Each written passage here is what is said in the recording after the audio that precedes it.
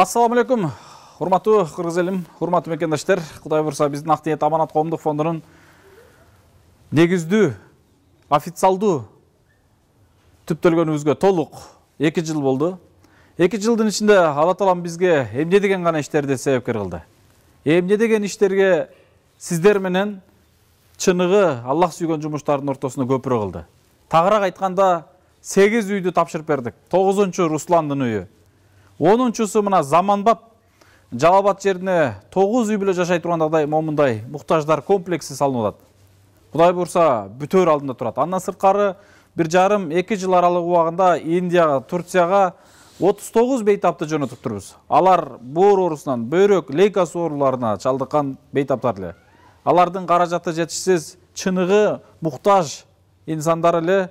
Мына ошол инсандарды сиздерге коомчулук алып чыгып, сиздердин жардамыңыздар менен аларды дагы ден соолугуна Алла Таалам бизди себепкер кылды.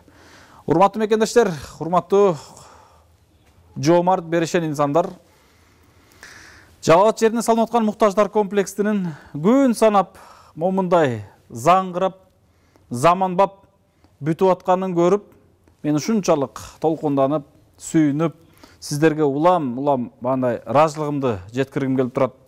Күн санап эмес, мен саат сайын, минут сайын ыраазычылыгымды сиздерге айтып турганы аракет кылып атам. Себеби бул иштер кече эле биздин кыялыбыз эле. Бул иштер кече эле биздин бир жомоктогудайлы кыялыбыз эле. Биз мындай иштерге себепкер боло алабыз же боло албайбыз деген ушундай үмүттөр бар эле. Бул ойлор бар эле. Бул ой деген күлүк, адам деген ар нерсени ойлойт экенбиз. Кудайга шүгүрлөр болсун. Бир паста мындай элибизди колдотуп отуруп, себепкер кылып отуруп, мына ушундай заңгыраган Заманбап муктаждар комплекси бүтүп калды. Бүтөр алдында турат. Жакынкы күндөрдө өз ээлерине тапшырабыз. Урматтуу мекендештер, бунун бардыгын көрүп атасыздар. Мен азыр 2-чи кабатта турам. Оң жагымда намазкана бөлмөсү, сол жагымда ишкана, швейный цех бөлмөсү. Ушул жерде чыныгы муктаждар жашоочу. Дагы сол жагымда 2-чи кабатта 2 семья жашоочу бөлмөлөр турат.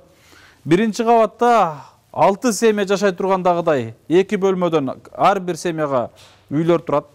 Эшигинин алдында балдар бакчасы, фонтаны, газон, жашылдандыруу кооздугу, кире беришинде сол жагында банялары, кире беришинде бул жакта оң жакта болсо летний кухнялары, эми айтып берсе сөз көп. Чындыгында сонун Заманбап бүткөнүн көрүп, ушунчалык сүйүнүп турабыз. Негизгиси, урматтуу мекендештер, ол азыркы иштин бандай эң акыркы жумуштары болуп атат.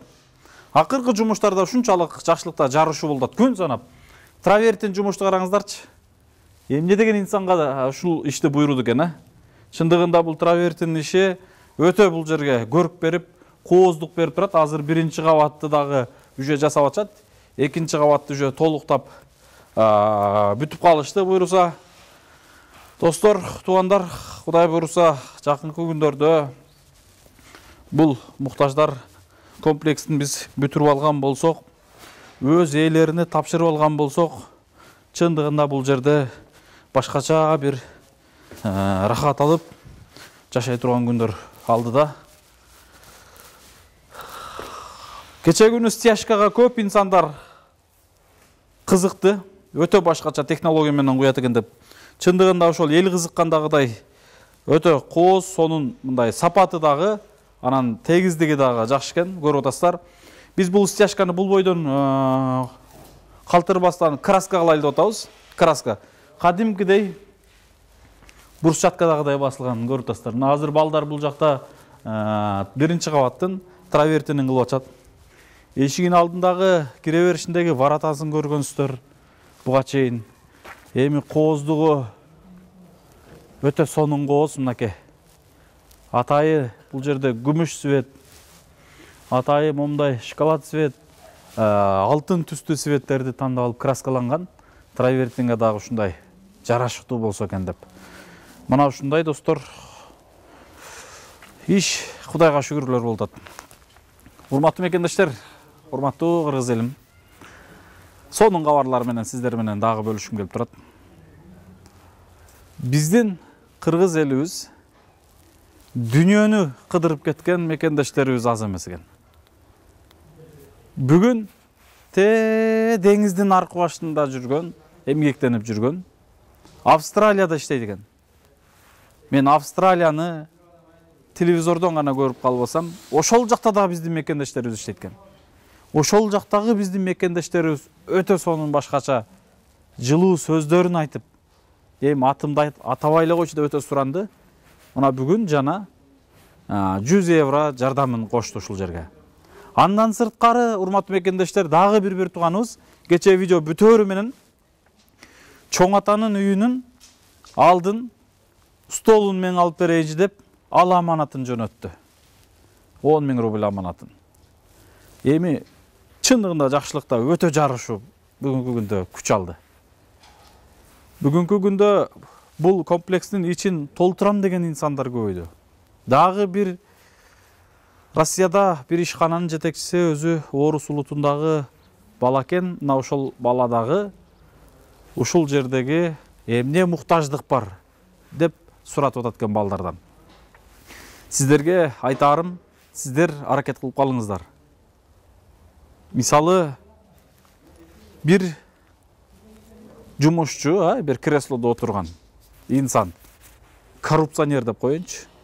Мына ошондой инсан өзүнүн кол алдындагы жумуштарын өзүнө жакын адамдарына берет, жумуштарын. Же болбосо өзүнө көңүлүнө жакын адамдарга берет. Мен дагы бул коррупцияга эч кандай тиешеси жок болгону, ушул артымда турган чыныгы Аллах сүйгөн чыныгы соопторду сиздерге сунуштагым келип турат. Эртең 1-2 адам эле чыгып туруп ушунун бардыгы мен кылып берем деп койбосун. Көп адамдардын колдору тийсин. Көптөгөн адамдардын ушул жерге салымы тийсин. Көпчүлүк менен ушул бүтсүн. Көпчүлүктүн колдоосунда ушул иш бүтсүн деп турам, урматтуу мекендештер. Көрүп атасыздарбы? Ошондуктан мен сиздерге дагы терең кайрылам. Кемеге түшкөндүн жаны бир. Биз ынтымакташып, биз биригип ушул ишти баштаганбыз. Биз ынтымакташып, биригип бул иш менен токтоп калбайбыз. Бул иш бүткөн соң биз bundan дагы заманбап муктаждар комплексин баштайбыз. Албетте сиздер менен биргеликте. Кудайым буйруса, иншалла. Бул башталышы иштин. Иштин башталышы кандай болуп атканын өзүңүздөр көрүп атасыздар. Бул башталышы, Кудай калса, Кудайым буйруп калса, акырына чейин ушундай заманбап аракетти кыла беребиз, иншалла. Достор, туугандар, балдар бүгүн ишти мынакей жасап атышат, катырып атышат, потологун кылып атышат, травертин жасап атышат, тынымсыз иш болуп атат. Мен эртең бул жерге 3 очок деп коет, летний кухняны атайын ашкана кылайын деп турам. Очокторду тизип, ушул жакка тамак кыла тургандагыдай. Ошонусу бар.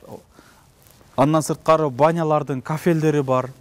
Андан сырткары ар бир прихожканын кире беришиндеги кафелдери жана лестницанын көрүнүп атасыз го. Мына ошолордун кафелдери бар. Эми кафельный жумушка кирем. Кафел жумуш дагы аябай чоң жумуш, көп объем чоң. Буйруса, булар да алдыда турат. Андан сырткары үйдүн ичин толтурабыз, Кудай калса. Кыскасын айтканда, өзүмө калаган нерсени сиздерге да каалап атам. Жакшылыкта жарышып калалы.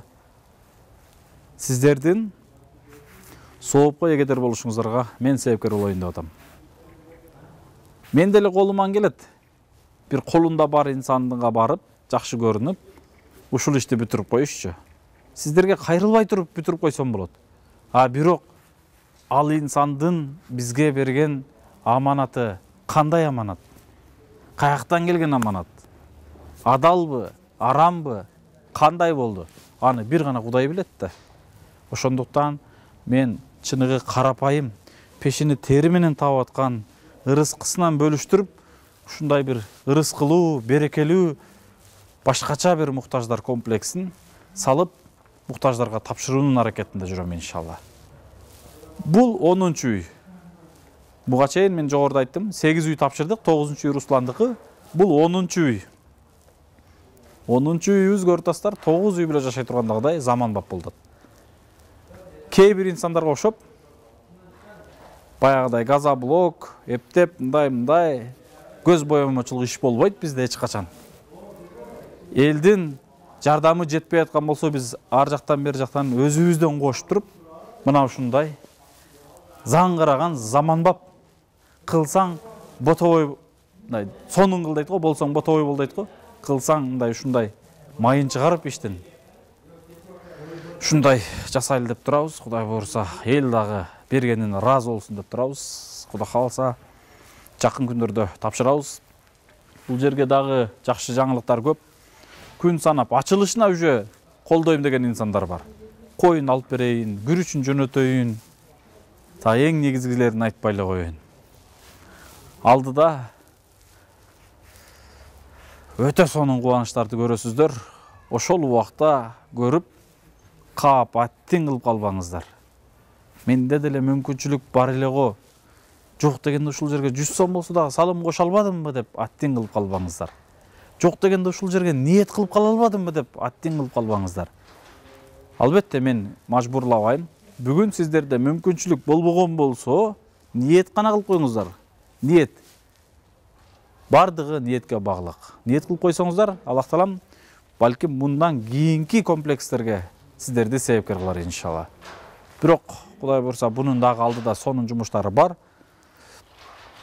Толтурууга эле холодильник, телевизор, кухня гарнитуруна эле 288 миң, 290 миң акча кетет экен. Килем паласынын, айнек, парда, люстраларын эсептегеним жок. Мына ушулары бар. Кафели бар, 5 эшиги бар. Жумуштары көп.